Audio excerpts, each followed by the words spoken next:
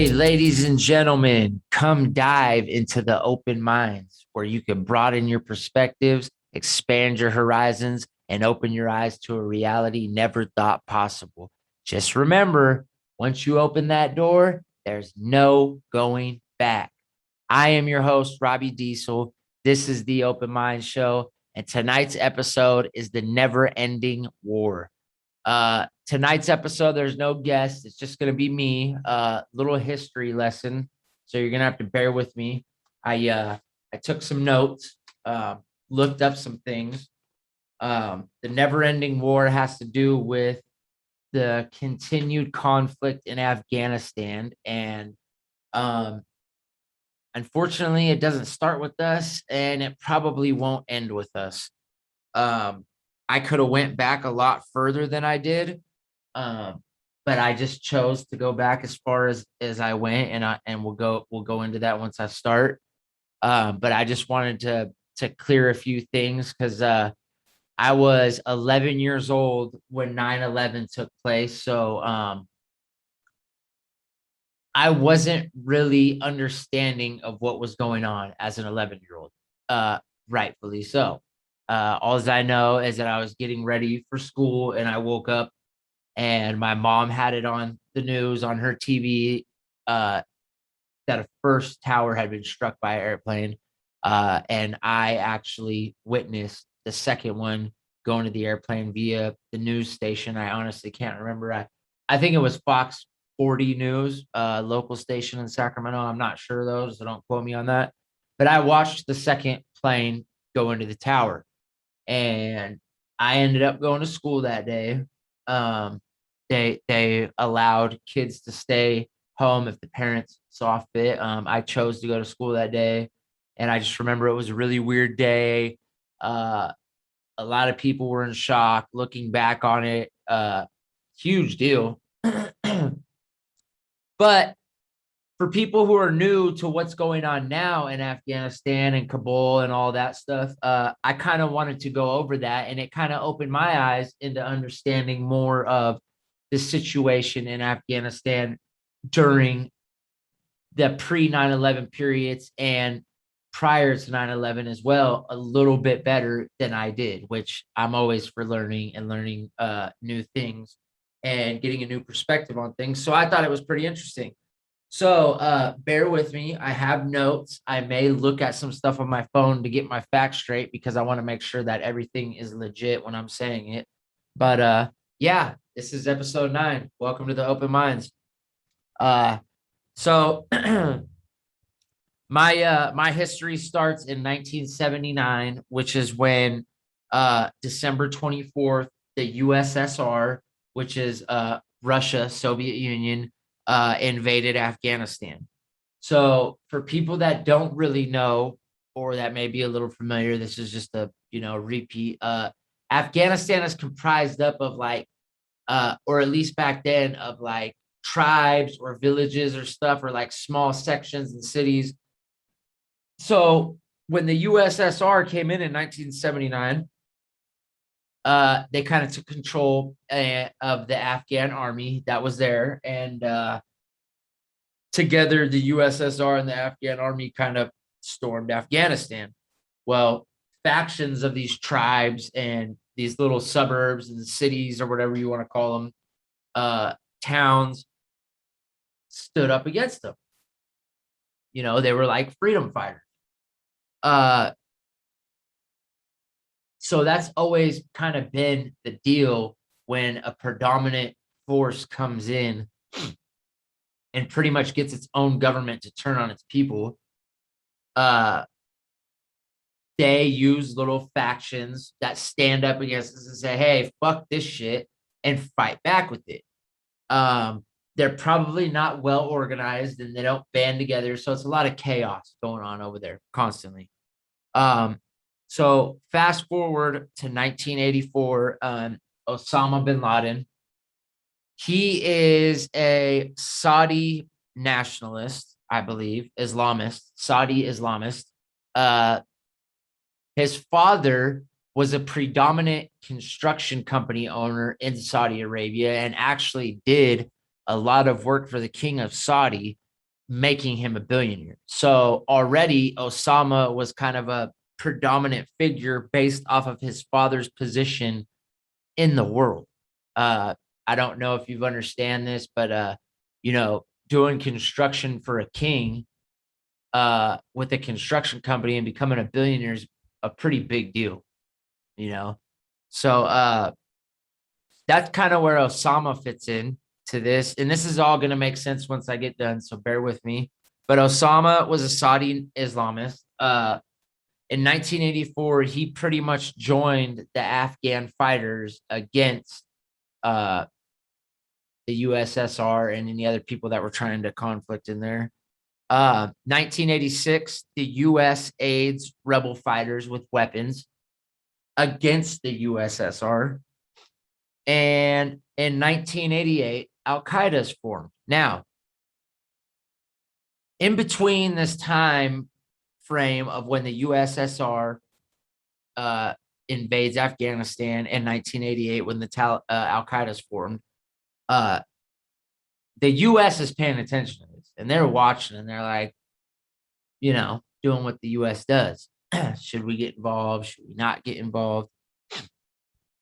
So their plan of action was, instead of putting our troops on the ground, was to take the CIA in the 1988 and train these factions of, we'll call them freedom fighters, and give them weapons. The problem with this is these factions and freedom fighters, really aren't loyal to anybody but themselves. So, and don't take that the wrong way. That's not a shot at anybody or anything. They're just, the U.S. government, I'm not even gonna say we, because the U.S. government's the U.S. government, not me. The U.S. government placed their faith in faction fighters and freedom fighters that weren't necessarily loyal 100% to the cause that the U.S. wanted them to carry out. But anyways, they created Al Qaeda. The U.S. government ultimately created Al Qaeda through CIA training and our own weapons. And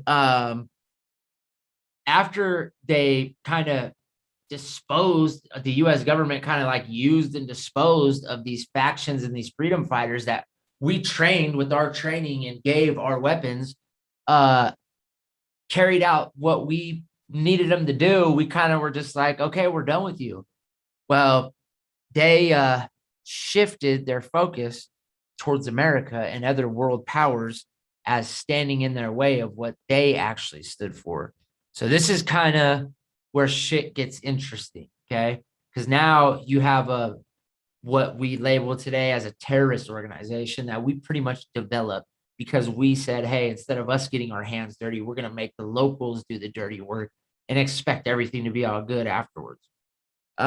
So this is where some turmoil from this timeline of history starts to begin with us and Afghanistan. So 1993, Osama's already there. He's already shifted his focus, like I said, to America and other superpowers standing in the way of their Islamist beliefs. 1993, February 26th, a truck detonates below the World Trade Center, the North Tower of the World Trade Center, leaving 6 dead. That was the first attack on American soil by Osama. And I'm not going to get too technical here, but this is just the history right now. So, World Trade Center, for all those people out there who went crazy on Twitter on, well, how did Biggie know that the World Trade Center was going to blow up? Well, I'm here to inform you that it happened once before. It was just like, in terms of 2001, it was very unsuccessful. In 93, it still killed 6 people. Very unfortunate, very sad. So anyways, 1995, the Taliban is formed to bring power or to bring promise of power and peace back to Afghanistan. Now, the Taliban and Al Qaeda are different and similar in ways. They have different ideologies and they practice different versions of Islam. So this is where shit gets interesting. Again. So 1998, Al Qaeda bombs 2 U.S. embassies in Africa. Clinton orders, Bill Clinton, president at the time, orders cruise missile attacks against bin Laden leaders for the U.S. embassy attacks. Unfortunately, they missed their target. The cruise missiles missed their target, which means they probably landed on people's houses, on schools, and streets, hospitals, you name it. That's where they probably went. So again, now you're creating more hatred over other places because again, instead of us doing our own dirty work, we're fucking sending ballistics over there or paying fucking other people to do our fucking job. Or it really isn't even our job. That's the wrong way to say it. We're getting our hands dirty enough, but not dirty enough to say we're responsible. So it's kind of half stepping. It's playing both sides of the fence, which is, in my opinion, a terrible idea, especially when you're supposed to be a governing nation. So in 2000, Osama bin Laden is pretty much named an international terrorist at this point. And as you know, a year later, September 11th, the World Trade Center is attacked by hijackers who hijacked 4 planes. 2 of them successfully hit the World Trade Center. One of them successfully hit the Pentagon, and the other one was brought down in a field somewhere over Pennsylvania. I have my own opinions on that. I'm sure anybody listening does too. You could go here or there, but this is just the history of Afghanistan. So yeah, so the Bush administration, Bush Jr., not Bush Sr., Bush Jr., decides that they have weapons of mass destruction over there, and it's a pretty big deal, and we're going to go over there. But once again, General Mattis at the time, he's the head general, has Marines in place to storm where these supposed terrorist groups are hiding or at.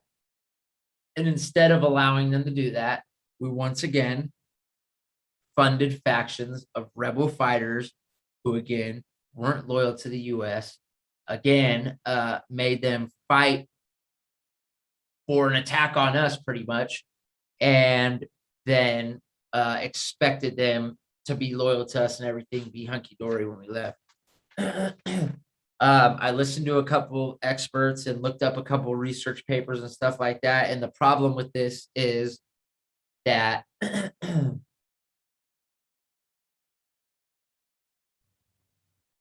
this prolongs conflict, because instead of just going in there and what should have taken a couple months to a year at most, ended up being a 20-year conflict,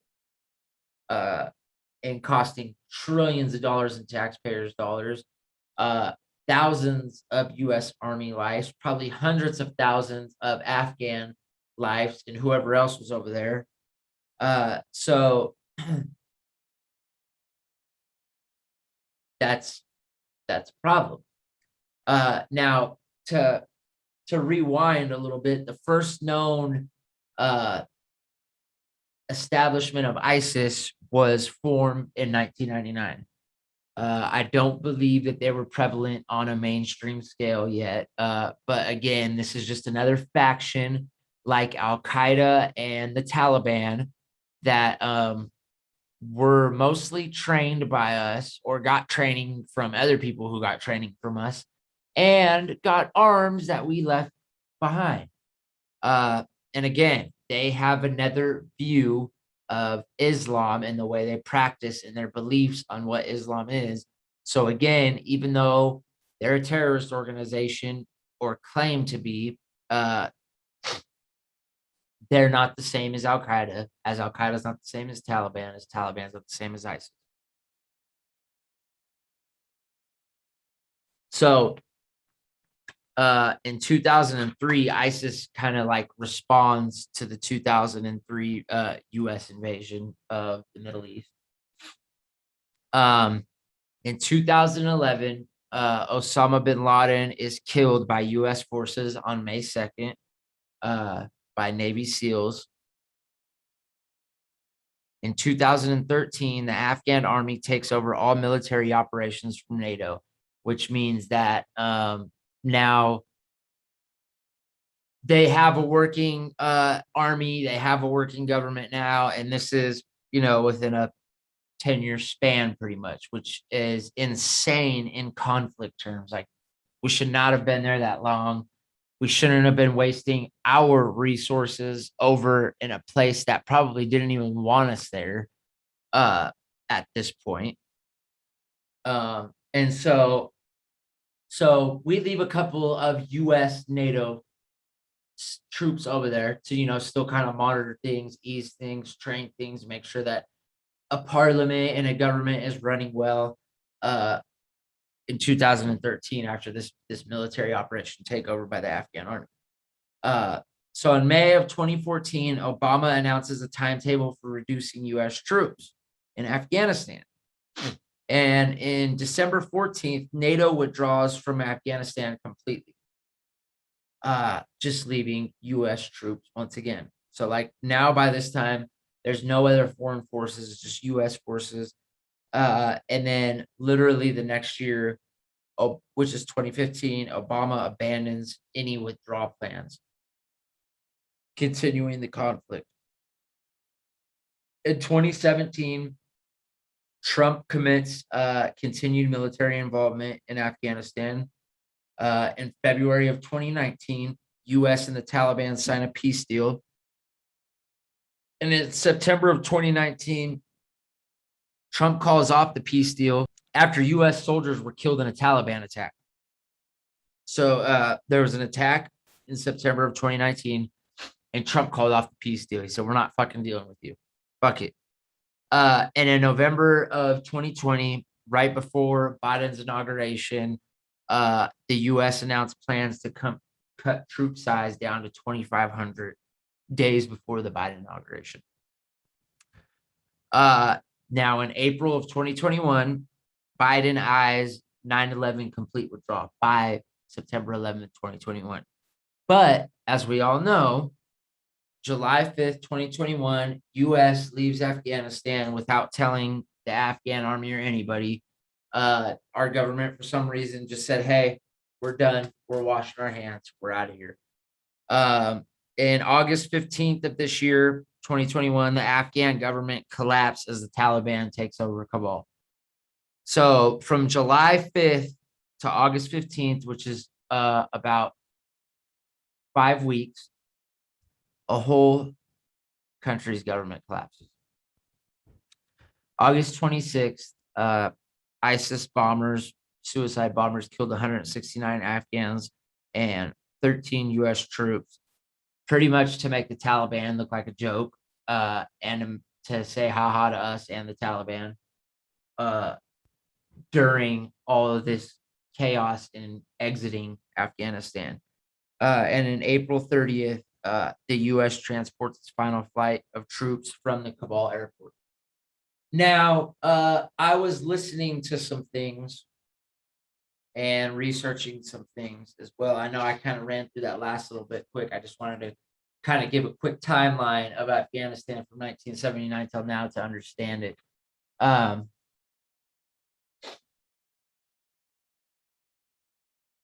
There was actually a huge army air base in Kabul or near Kabul.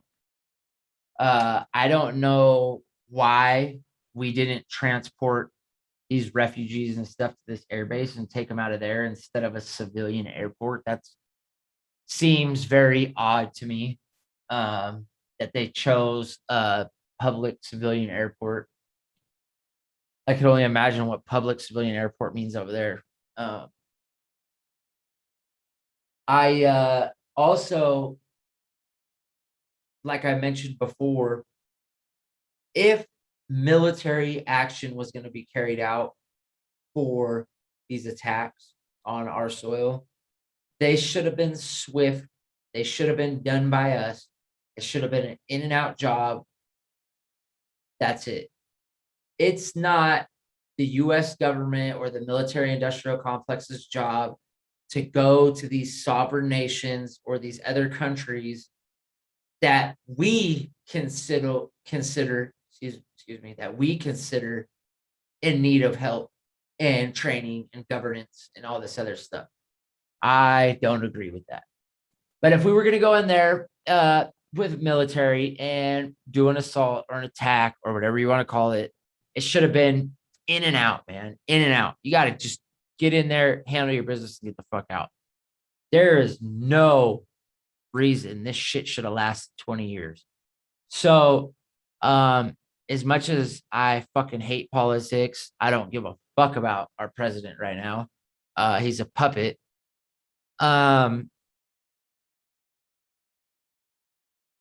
It's one of those things where once it passes a certain, once you cross a certain line or a certain threshold, it's the best way I know how to describe it is like, take a heroin addict, for example. If you have the mentality of giving a heroin addict Suboxone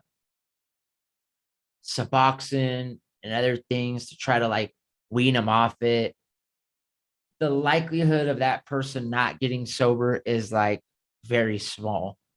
The best way, and I can speak from experience to cut drugs, not heroin in particular, but is just stop it cold turkey. It sucks. You probably are going to need medical monitoring. I'm not a doctor by any means, so I'm not giving any advice.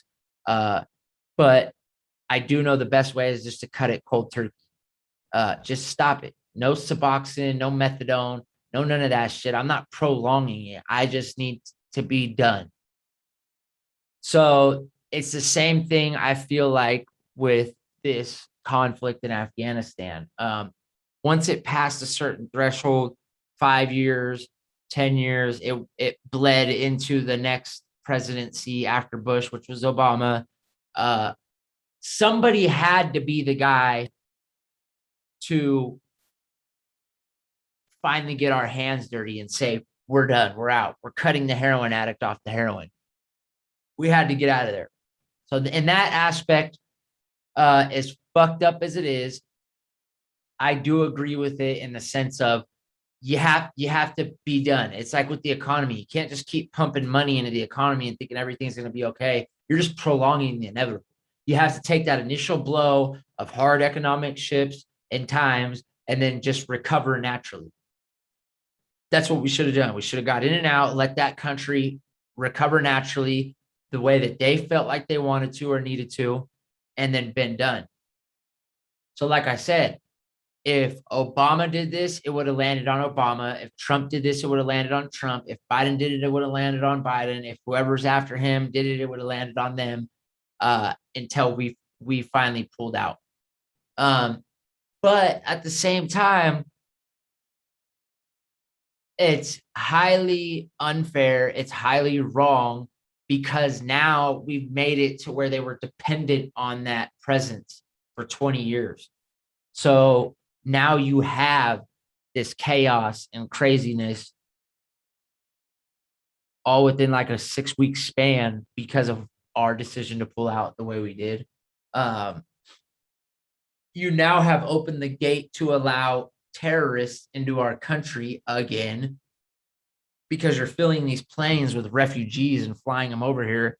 But we have no system or way of telling if these people are, who they say they are or not who they say they are with the way that we withdrew from there. It was like literally in terms, it was like overnight. So that it's impossible. It's like finding a needle in a haystack. Uh, so this opens doors for a lot of bad stuff to happen in the coming days, weeks, months, years. I don't know. I'm not a future teller, but I have a really bad feeling something major is going to happen soon. Um, as we all know, 9/11 changed the world that we know forever, and not just in the aspects of those people who were directly affected by it from losing friends or family members in the tower collapse, the plane that went down over Pennsylvania or the Pentagon, but um, even Middle Eastern people here, I'm sure it was compared to um, the Holocaust and the Jewish people. Those people were probably treated less than human, and that's totally unfair. But tonight, I really just wanted to focus on the history of Afghanistan from a suitable timeline that I felt was suitable. So that's kind of why I gave you a brief backstory of it. 2001, like I said, I was 11, so I wasn't really an understanding of it. So when I look back at this stuff and saw this timetable of kind of how shit escalated, how because it's always been thrown out there. Oh, we created Al Qaeda or we created the Taliban or we funded them. I'm like, okay, but how? You know what I mean? Like, I believe it. I fully believe it, but how? So now it all makes sense where, these people say that, oh, 9/11 can be traced back to Saudi ties. Well, of course, because Osama bin Laden is from Saudi Arabia. He was a Saudi Islamist. His father was a predominant figure in Saudi Arabia. He's a billionaire. Uh, how, like I said, Al Qaeda, the Taliban, ISIS were created by the US government. Well, they were. They were funded by them. They were trained by them to do our dirty work, what we were there to do or should have done. We just left it to them. And we left them with weapons, equipment, and we're just like, oh, yeah, by the way, when you're done, we just ask that you respectfully respect us and not use it against us. Well, they don't like us just as much. And from some of my research to go back even further, I actually believe, and anybody could correct me if I'm wrong, that Afghanistan government came to the United States government in the 1950s to ask for help. And I think we turned them down. So by, the 1980s,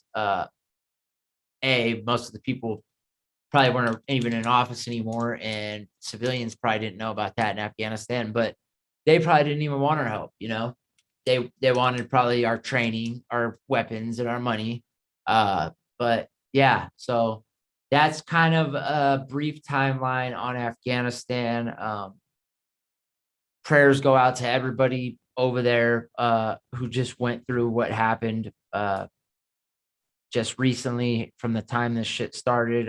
Any prayers to any soldiers and troops out there, families affected by any of the stuff that I went over, whether it be on that side or this side. I really hope I'm wrong on a lot of the stuff that I talk about when it comes to predicting big happenings happening. I have kids, I have a family. I don't want my kids to grow up in a world like this, but I'm a realist at the same time. And I have to be not only mentally but physically prepared for these things. And I feel like that is my best defense in case stuff ever happens. So yeah, that's episode 9. Thank you for tuning in. Next week, I have a very cool guest. I think you guys will really enjoy for episode 10. It's going to be called The Solution. We'll get more into the explanation of that title and everything else with my next guest next episode. Thank you for tuning in to the Open Minds. You guys have a good night. Peace.